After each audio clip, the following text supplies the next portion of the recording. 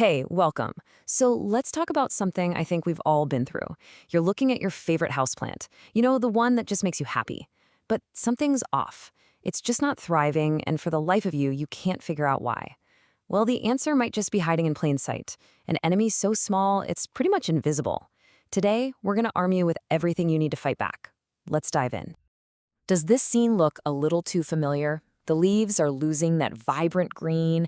They almost look kind of dusty or grayish, and the whole plant just seems, well, sad. You know you've checked the water, the light is just perfect, so what in the world is going on? It is an incredibly common and frustrating mystery for us plant people. The invader we're talking about here is the spider mite. These things are so tiny, it's almost impossible to spot them with the naked eye. But don't let their size fool you. They can cause a massive amount of damage, literally sucking the life right out of your plant's leaves. They are the unseen enemy in a war you might not even realize you're fighting. But don't you worry, because today we're drawing up a battle plan. First, we're going to get to know our tiny adversary. Then, we'll learn how to spot the signs of an invasion.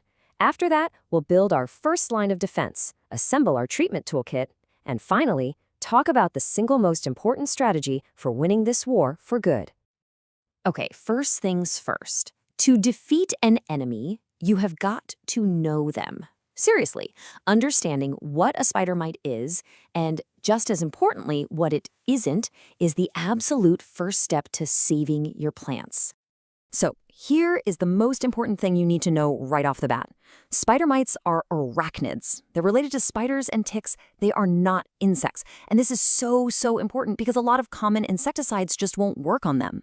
They use these tiny piercing mouthparts to puncture plant cells and drink out the contents, especially the chlorophyll. And that's exactly why the leaves start to look all pale and discolored. All right, so they're super tiny and hard to see. How in the world are you supposed to know if you even have them? Well, it's time to put on our detective hats, because your plant will give you some very clear clues once you know what you're looking for.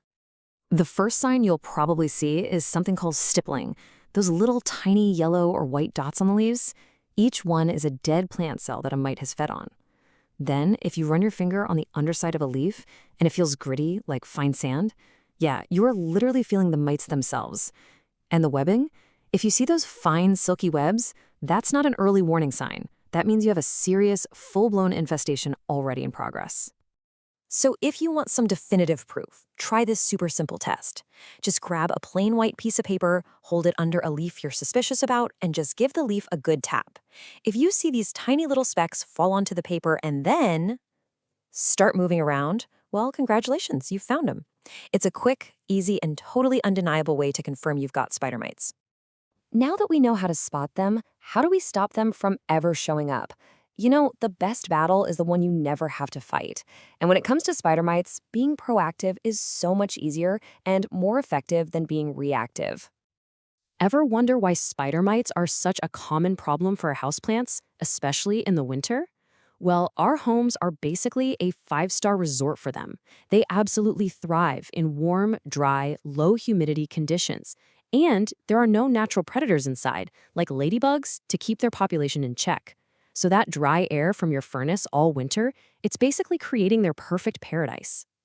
So how do we make our homes less inviting? Number one, and I mean this, quarantine every single new plant that comes into your house. It is the main way pests get in.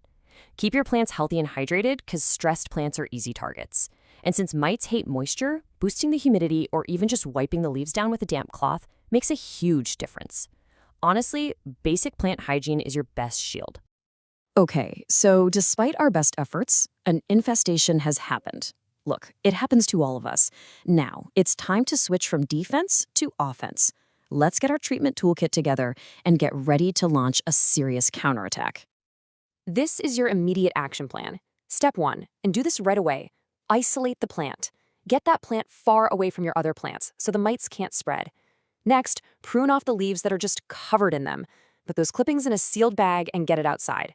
Then, take the plant to your shower or use a hose and physically blast as many mites off as you possibly can. Only after you do all that do you move on to applying a treatment. So, one of the most common treatments is insecticidal soap. It's what we call a contact spray, which means it has to physically touch the mite to work. It basically dissolves their protective outer layer. But here is the critical detail. It only works on the adult mites and the young ones, the nymphs. It does not work on the eggs, and you need to remember that because it is the key to winning this whole war. Another great organic option is a horticultural oil, like neem oil. Now, this works in a totally different way. It suffocates the pests by coating them and their eggs in a thin layer of oil. And that's a huge advantage, the fact that it can get the eggs too. But just a word of caution, never spray oils on your plants when they're in direct sun or in high heat because you can actually burn the leaves. Now, beyond the stuff you can buy at the store, what if I told you that one of the most interesting and effective organic remedies might already be sitting in your fridge? I know it sounds a little strange, but stick with me because the science behind it is actually pretty solid. Yup, you heard that right. A simple mixture of whole wheat flour, buttermilk, and water can be incredibly effective. The fine particles of flour basically smother the mites. At the same time, the lactic acid in the buttermilk helps to break down their soft bodies, and it makes the solution sticky, trapping them.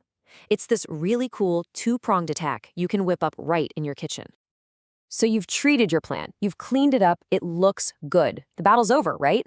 Wrong. This right here is where most people fail. Winning the war isn't about that one single battle, it's about breaking the enemy's life cycle. Just look at how fast this all happens. In warm conditions, a spider mite can go from a brand new egg to a reproducing adult in as little as 8 days. Think about that. Your first spray might kill all the adults, but all those eggs they left behind are like little ticking time bombs, just waiting to hatch a few days later and start the whole nightmare all over again. And this is where persistence becomes your secret weapon. You have to, and I mean have to, treat your plant a minimum of 3 times, with each treatment spaced about a week apart. The first spray gets the adults. The second spray, a week later, gets the new wave that just hatched from those eggs. And that third spray, that's your insurance policy. It wipes out any stragglers before they can grow up and lay new eggs. Do not skip a treatment. This strategy is absolutely non-negotiable if you want to win. All right, we have covered a ton of ground here, from identifying these tiny pests to totally eradicating them. So let's boil all of this down into a simple, strategic checklist for you, the newly empowered plant defender. Here it is, your new mantra. Catch them early by looking for those tiny dots, not waiting for webs. Prevent them by making your home a place they hate. When you do have to treat, be thorough. Isolate, prune, wash, and then spray. And most importantly, be persistent. Be patient. Treat at least 3 times, 1 week apart, to completely break their life cycle. You now have the knowledge. You have the game plan to protect your precious plants from this tiny but really formidable foe. The only question left is, where are you going to start? Go on, grab a piece of white paper and get to it. Happy defending!